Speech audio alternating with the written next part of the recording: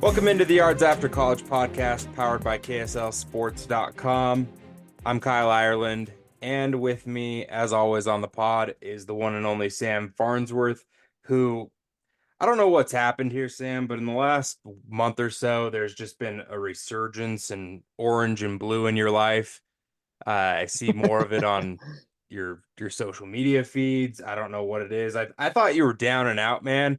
And all of a sudden, the Broncos are one game behind the Chiefs in the playoff race, and all of a sudden, Sam Farnsworth comes out and he's a diehard Bronco fan again. I don't know what happened because back in October, that was not the case. Look, I may be down. I am never out. Never out. But I said this before on podcast. My end up changed a bit, evolved, I guess is a better term. Having worked in this industry for as long as I have, you just fan differently, right? So when they're not playing great, it's kind of like, whatever, fine. When they start to win and get you a little bit excited, it's like, okay, I can get behind this.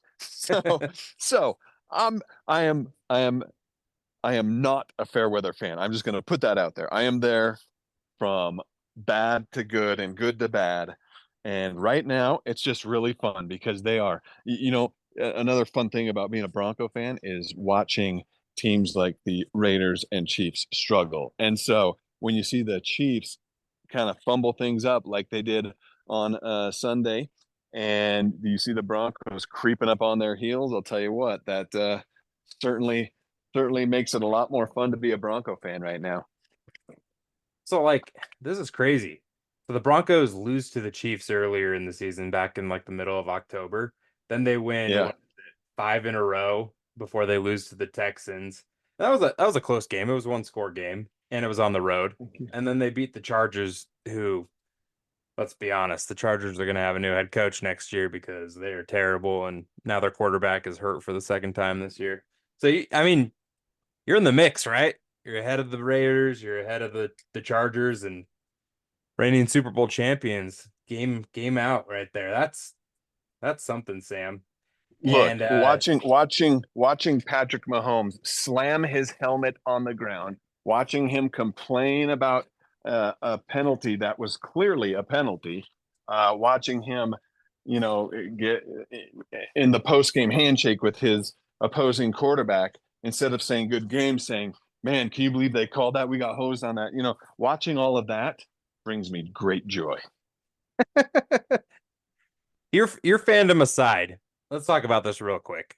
I don't want to belabor the point, but if you're not a Broncos fan or a fan of any of the AFC West teams, are you sitting there looking at that and thinking, because I'm on the side where I kind of was surprised that Mahomes and Andy Reid were so staunch in their takes last night, because you can clearly see that it was a penalty. But I thought it was interesting. Dan Orlovsky of ESPN put out a video today. I think it was from NFL Today, where he broke down how many times throughout the game Tony had lined up offsides, and they've been calling it this year quite a bit. That offensive offsides. But the fact that it had happened multiple times throughout the game and they hadn't called it previously, to call it in that spot, I thought was interesting. Looking at it in hindsight, because in the moment I didn't realize that he had been offsides that many times throughout the game. But it's just Tony, one, robbed us of one of the greatest plays I've ever seen by Travis Kelce. And then the fact that the refs were hey, in their post game, Q&As with the media, were it was an egregious penalty. We're gonna call it. We couldn't see the ball, all that stuff. So let me get your take on it.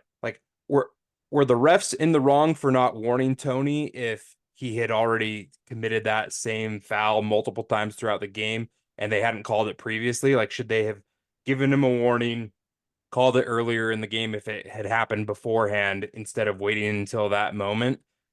And then Tony probably, if he's been warned or penalized earlier in the game, doesn't make that same mistake in that situation. he's probably off a few inches, right? Or Hmm. is it just on Tony because he made a mistake? It's obviously a foul, and you know, Andy Reid and Patrick Mahomes comments aside, like it is what it is. So look,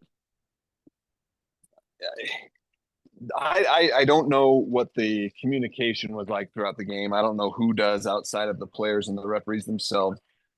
If the refs had been warning him several times throughout the game, saying, "Hey, man, you keep lining up awfully close, or you're lining up over the line. You've got to move it back. You got to move it back." If they've been warning him several times, you know, hey, he's asking for it. Now, I don't know. I don't know if they had been warning him or not.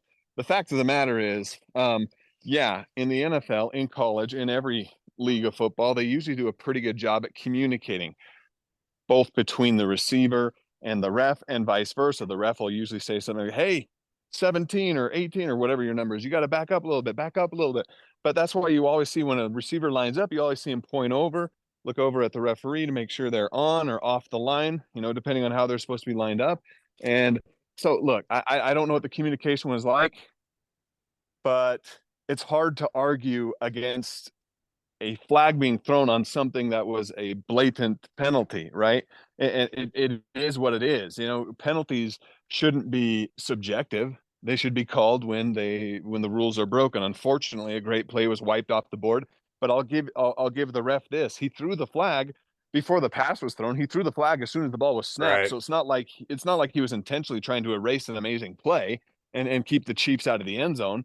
He was throwing the flag because he saw it and he did it immediately. So that leads me to believe that there had already been some pre-existing communication going on throughout the game between the two, and maybe he had just had enough. Like, look, you're doing it again. I'm throwing the flag this time. Whether that was the case or not, I'm not totally sure. But and I'll say this about Andy Reid, his post-game comments.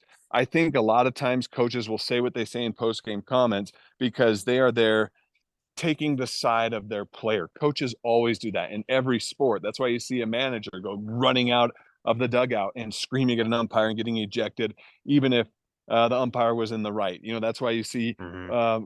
coaches in basketball storming onto the court and losing their cool and getting teed up. And you see it in the NFL too. And I think Andy Reid is defending his quarterback. Whether Andy believes what he said or not, I don't know. But I know one thing: he's defending his quarterback. Patrick Mahomes' comments were just like ridiculous. If you ask me, it's like, come on, Patrick. It's not like you know you don't get to choose the ones that are called against you and the Yeah. ones that aren't. So um, Wild Sunday, definitely the hot topic in the NFL this weekend. But again, it means a Chiefs loss and a Broncos win. Now there's only one game separating the two. I love it. Yeah, I'm kind of I'm a little bit, I like the Chiefs and I want them to succeed because I think that it's better for football. I think having Mahomes in the playoffs and, Travis Kelce and like they're just they're good for football. It's fun to watch, all that stuff. So I understand where you come from a Broncos perspective. I do think that like I agree with the penalty. I think that it should be called. And I guess what I would advocate for is I want consistency. So if that play is happening like that multiple times throughout the game, like I'm fine with like a warning at the beginning, but if he's done that 5 times throughout the game, like he should be penalized for it 5 times. Like Yeah, just because a pass interference, you know, happens on like the final play of a game doesn't mean that it shouldn't be called because you're quote unquote letting him play. Like I think that like if it's a blatant foul, like you have to call it whether or not it's like, zeros on the clock or it's, 14 minutes left in the first quarter. Like you have to officiate the game consistently. And I think that that's probably looking back on it, that's what I would be frustrated most if I was a Chiefs fan. But I do think that, the refs, they have the right to throw that flag if they see a foul, and they clearly did. So yeah, interesting conversation around the NFL about that Chiefs Bills game, and it seems like those two teams always, they're right in the thick of it with, you know, one score games, whether it's, in Buffalo or in Kansas City, playoffs or not. So it'd be fun if we saw a matchup in the postseason. Who knows? Who knows how that's going to play out? But Sam, we had a crazy week, like you said. I mean, the locals in the NFL, man, they just continue to tear it up. I don't know why I am surprised anymore. Like it's been so consistent this season, but this week in particular, we had some just crazy storylines, and I feel like we should get started with probably Zach Wilson just because of the week that he had. Obviously gets benched, 3 weeks ago.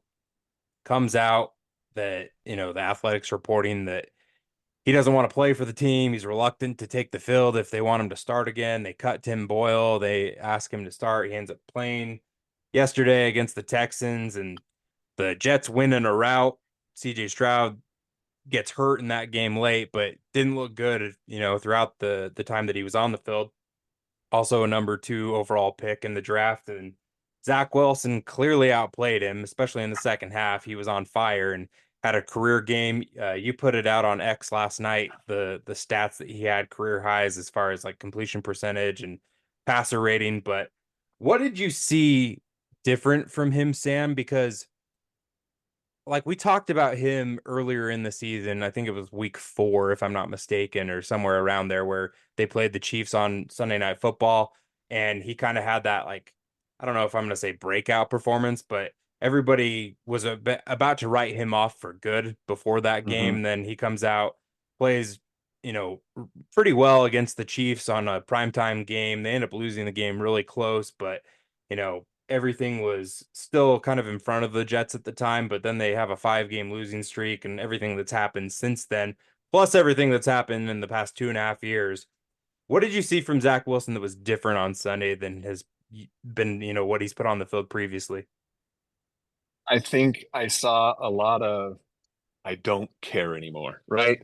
From Zach, which is what we've needed to see. Like he just, I feel like he went out there and he's like, I don't care anymore. There's like zero pressure at this point. He's already agreed, the team has already agreed to move him in the offseason, according to reports. Um, he's been through the ringer, and it's just like, you know what? It doesn't matter what I do for good or for bad anymore with this franchise um, because I'm moving on. I'm moving on and I'm going to have a new life. And I thought the way he played reflected that kind of attitude out on the football field on Sunday. And my goodness, boy, he was just so carefree. He was lights out. He was playing that way that we've been talking about on this podcast all season long. We want to see him play that way where he's just out there, just able to sling it, just have fun, just kind of get out of his own mind. Just play the football that he knows how to play. And he was making some great throws. Oh, my goodness. And, it helps that and I have not been on the train of pointing the fingers at the New York Jets wide receivers for all their drops this year. They have had a lot, but Zach can still be better even when they're dropping the ball. But his receivers did a great job on Sunday too. Every difficult pass seemed to have been caught in that game. So man, it was outstanding to watch him play the way he did. It was a lot more fun. It seemed like he was having a lot more fun, and I'll tell you what, wouldn't it be interesting if this is kind of how he plays to end the rest of the season? If he and the Jets, if they kind of reverse course on their stance on whether they want to move him or not, trade him or not, according to the reports we've been hearing, right? But I think for Zach, it should be a done deal. Play great the rest of the year, but then go get out. It's been too toxic for too long. But it would be kind of interesting if the Jets, if he continued this type of play, if the Jets said, "Hey, you know what? Uh, we do want to keep you around for this next year and pick up that fifth year option." Yeah, I'm with you. I think it's over and done with after this season. It's not good for the team at this point. It's not good for Zach anymore. And so why try and fight something that's just going to continue to be an uphill battle until it's not? And in that environment, with that organization and everything that has gone on with them forever, pretty much, Yeah, it's kind of something where I don't think it's good for Zach long term for his career. And it seems like the Jets probably just want to focus on Aaron Rodgers next year anyway. And so why pick up if you're going to pay a guy that, may or may not be your quarterback again in a year? Who knows, right? But right. I do think that I agree with you there. He was smiling. He was having fun again. He had that pro day type throw that he had at BYU where, throws across his body after rolling out. It was fun to see him kind of look like old Zach Wilson. He looked like 2020 Zach Wilson yesterday, and that was pretty cool to see. But Sam, let's do a little rapid fire of your 3 stars. What do you say? Let's take a break and then we'll hit your 3 stars. Let's do it. All right, welcome back to the Yards After College podcast, powered by KSLSports.com. And as always, brought to you every week by our one and only Sam Farnsworth. I say we reveal your 3 stars of the week for what was a packed and loaded week of performances for the local players in week 14. Let's do it, Kyle. We'll start off, like as you said, rapid fire. Here we go. Number three. Third star. Yeah, my third star is Nephi Sewell. What a game he had for the Saints on Sunday. The best play, obviously, the play of the game was the one that he created. Going in and blocking that punt was just outstanding, which resulted in a recovery for a touchdown for the Saints. So Nephi Sewell, major credit to him for just everything he's done to become NFL relevant and valuable to his team. And he showed it on Sunday with that block punt. Yeah, it's nice to see Nephi Sewell, making some of these like impactful plays like he did in college at Nevada and Utah, obviously, but to be able to like make an impactful play like that on special teams, I feel like that's the type of thing that helps earn you like defensive snaps, right? Like he continues to ball out on special teams, like he's going to find more reps and more playing time on the defensive side of things as a linebacker there with the Saints. And obviously it doesn't help or it doesn't hurt, that is, when you're playing the Carolina Panthers, who have only won one game. That is true. Okay, number two star. Second star. This guy, man, he is going to get paid this offseason in free agency.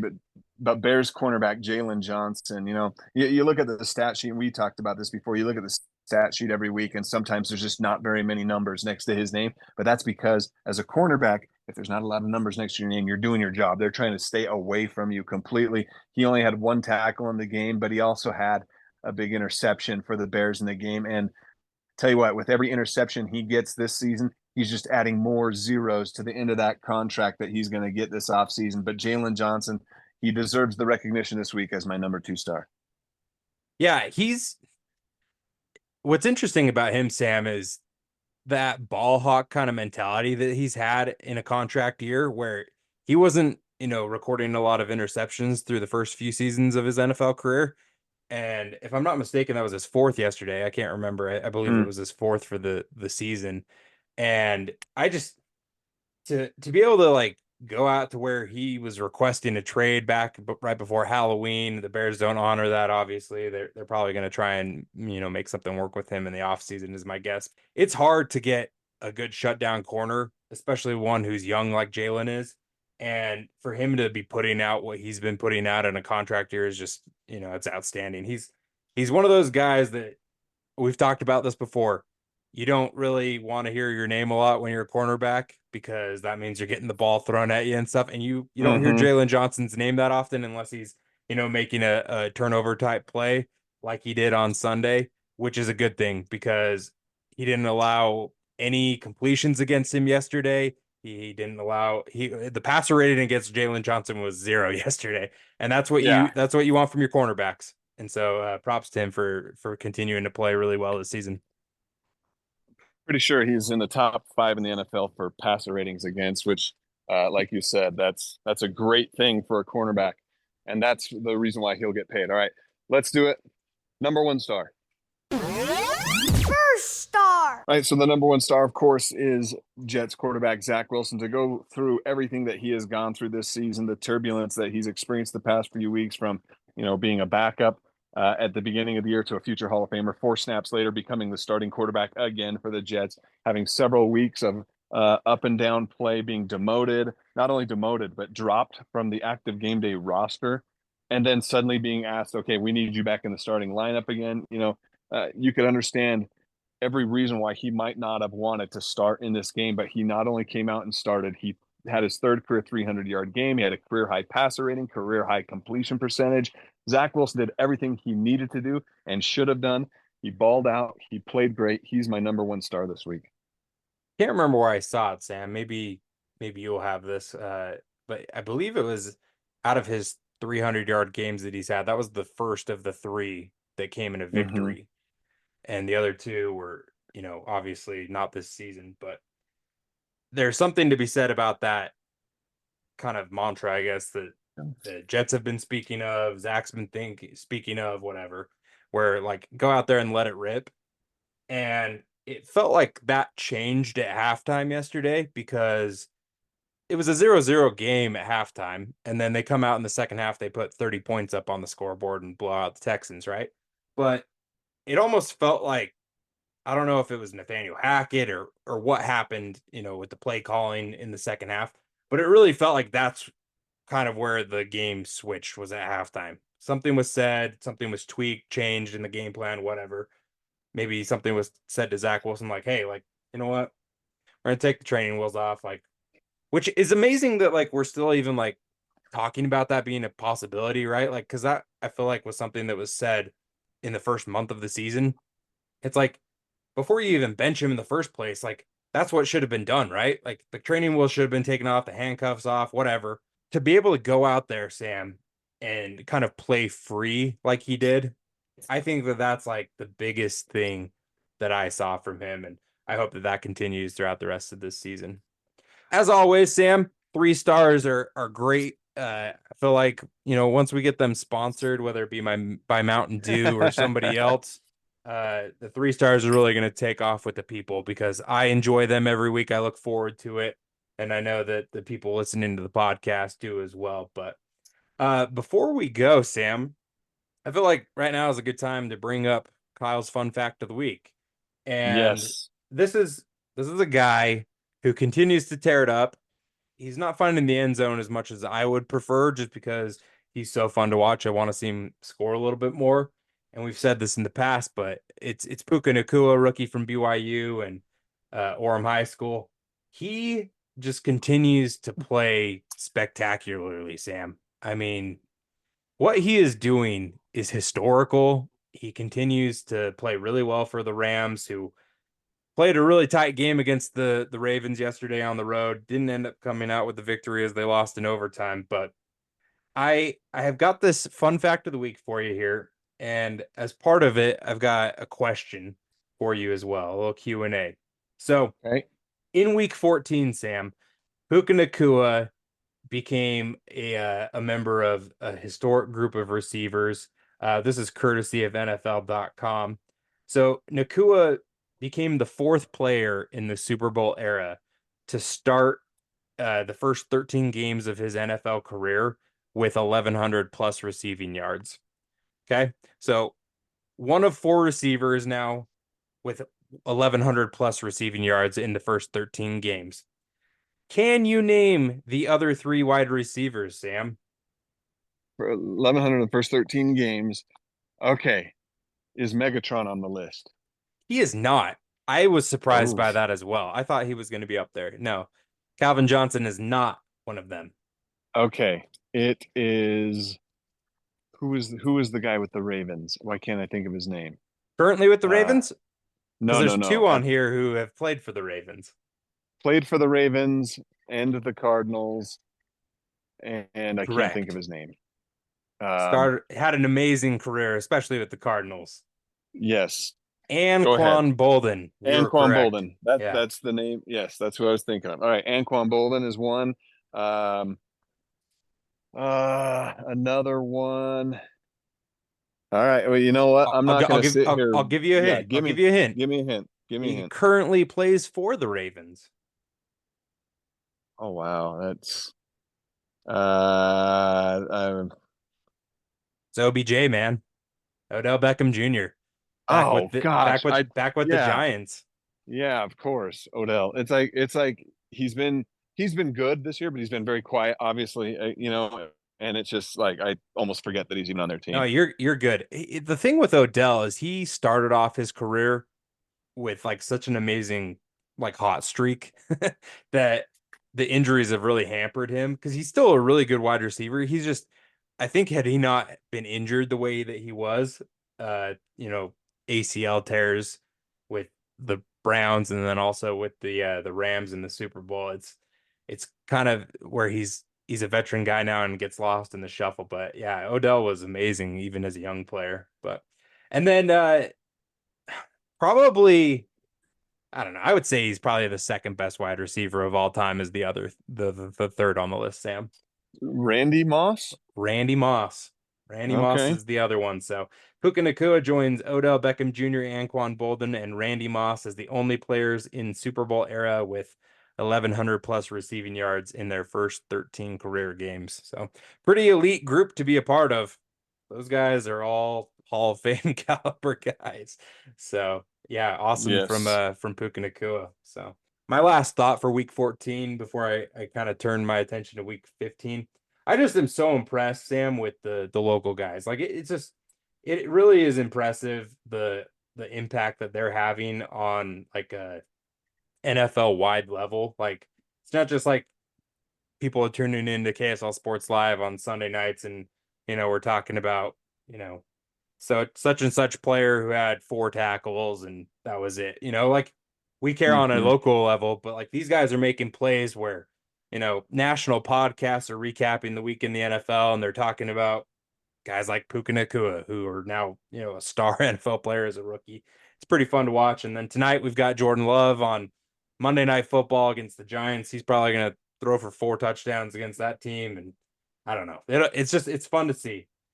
Sam, my game of the week for week 15 of the season, which is it's kind of weird, Sam, because this is the time of year where we get the Saturday games thrown into the mix, and that just I like it because then we get more football throughout the week, right? Like, or not more football, but we Hmm. get more days of football that is throughout the week. But it does kind of just throw a wrench into things when I'm covering Jazz games and also college basketball games in the mix. It makes things a little bit more complicated. But we have some fun and exciting games. And I'm going to say my game of the week is on Sunday afternoon. It's the Cowboys versus the Bills. You've got the Bills coming off a big win against the Chiefs on the road. You've got the Cowboys who are coming off just a dominant performance against the Eagles, who have lost back-to-back games and dramatic blowouts. And I'm interested to see are the Bills for real? Are they going to continue to make a playoff push? If they win, they get to 8-6. Cowboys, they're 10-3, and they Cowboys continue to kind of need to win, even though they beat the Eagles, because the Eagles, I think they play the Giants a couple times and like the Cardinals throughout the rest of the season. So Philly's schedule is a little bit easier. But Dallas, I mean, they look awesome right now and probably behind the 49ers or the next, closest favorite to win the Super Bowl, I would say. So do you have a game of the week, Sam? I do. I do. That's a good one that you picked. The Ravens Jaguars Sunday night game is a good one. Yeah. But and don't I love these Saturday games. I love this time of year when there's Saturday NFL. And don't call me a homer here, but the Broncos and Lions game is my game of the week that I'm interested in. The Saturday night game, the Yeah. NFL Network, and the reason being is for some of the things we talked about earlier in this podcast. The Broncos are surging. They're right on the Chiefs' heels, and the Lions are kind of reeling. Are they like pretenders all of a sudden? Are they not the team that Yeah. maybe we Right. thought they were? So we're going to learn a lot about both those teams on Saturday night. Hey, my team's 7-6. They're also playing Saturday morning. Our teams are now with the same record, Sam, and they're both fighting for a wild card spot. Hey, yours is actually fighting for a division, where mine is. Yes. I think the Jags have it kind of wrapped up, but we're in the home stretch officially. We've got what is it, 4 weeks left of the regular season, and big games every single week. These all matter for every single team, pretty much, unless you are basically the Carolina Panthers. That's if you're not the Carolina Panthers this season, you got decent outlook on things. But I'm excited for that Saturday as well, Sam. I'll be watching your Broncos and Lions. I'll be watching it because you It'll be a know good one. I think it'll be a good game. The Lions, their Yep. defense is not good. Their offense is awesome, but you can score on that team. And the Broncos have been better offensively lately, and their defense has really just been pretty dominant since they were terrible against the Dolphins earlier on in the season. So, what can you tease for us, Sam, on KSL Sports Live this week? I know we've got bowl games coming up here in a couple of weeks, but we're kind of in the thick of it with college basketball now as well. Yeah, it's going to be a big NFL weekend and hoops weekend for us on KSL Sports Live for sure. And then we'll dip back into the college football the following week when those bowl games come around. Nice. You can follow Sam as always on KSL 5 TV. Watch him and JJ. They have an amazing show every single night, but also on the weekends you get Sunday night's my favorite just because it's the locals in the NFL. I appreciate it. Tune in at you know I tune in at 10 o'clock for my little tease. I like the little teaser at locals in the NFL segment, and then I stay on for the later portion where I get the full NFL breakdown, Sam. But follow Sam on social media as well at Samsworth_TV. You can follow me at Kyle Ireland and at Kyle Ireland KSL. I got weird handles, Sam. I should just go uniform like you, where I have the same thing across the board, but you can follow us all on KSLSports.com and make sure you download the KSL Sports app where you can listen to this podcast. You can listen to our podcast as well as read articles from the show and everything about basically every team in the state of Utah. You can find it on the KSL Sports app. But until next week, Sam, this has been the Yards After College podcast powered by KSLSports.com.